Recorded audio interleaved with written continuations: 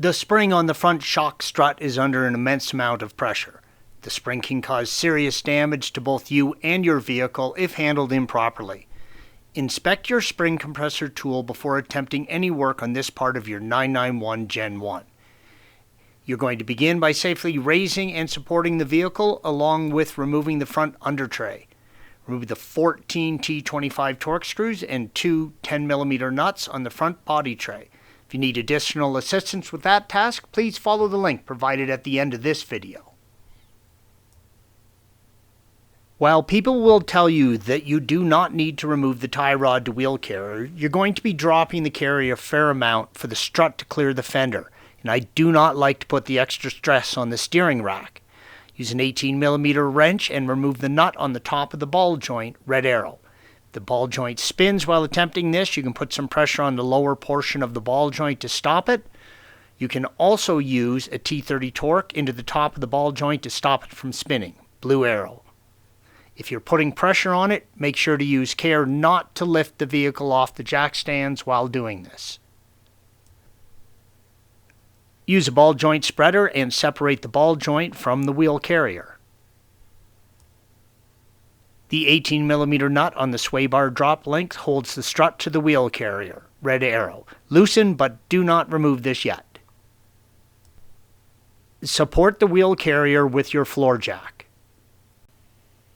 Open the hood and remove the panels around the top shock mount. If you need assistance with that task, again, please follow the link provided at the end of this video for our articles and videos on trunk panel removal. You're going to want to get your alignment reset once you do this next step.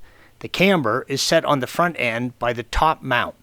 Mark the position of these mounting nuts in relation to the chassis and get it back as close as you can when you reinstall. Red arrows. Use a 13mm socket and remove the three nuts.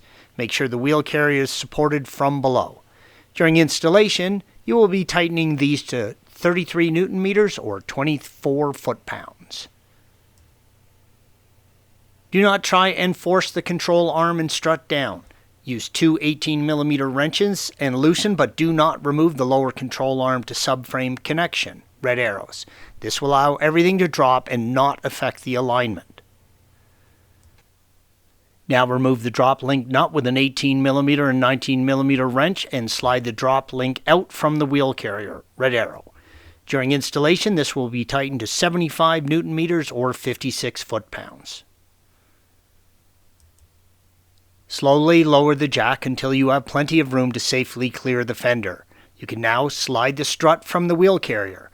If you find that you can still not clear the fender, you can slightly compress the spring with the spring compressor tool to get the top of the perch to clear. With the strut on the bench, you can see the two perches, blue arrows, and the spring, red arrow. Never attempt to remove the top perch without first compressing the spring. Always use a proper spring compressor that can safely grab hold of the spring. We used the Schwaben with great success. Use an impact driver to loosen and remove the 21mm nut indicated by the red arrow. If you do not have an impact driver, you can remove the 21mm nut with a T47 torque and a 21mm curved wrench, red arrow. During installation, this will be tightened to 70 Newton meters or 52 foot-pounds. Inspect and replace components as needed. Installation is the reverse of removal. Make sure the spring sits correctly in the rests on the top and bottom perches before you uncompress them. Thanks for watching.